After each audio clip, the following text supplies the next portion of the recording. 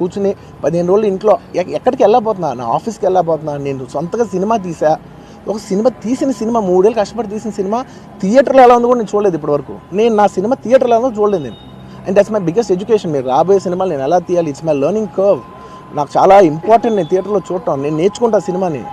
నేను మీకు నెక్స్ట్ ఇవ్వాలంటే సినిమా నేను అలాంటి నేనేం చెప్తున్నానంటే ఇలాంటి టైంలో కూడా నేను ఒక్కనే ఇంట్లో 15 రోజులు కూర్చుని అరే ఇట్స్ ఓకే, అయ్యేది ఏంది, ఇట్స్ ఓకే, మన తప్పేం లేదు అంటే డైరెక్ట్ ఇన్వాల్వ్మెంట్ లేదు. ఇట్స్ నా ప్రెమిసెస్లో అయింది కాబట్టి I am extremely apologetic for what has happened.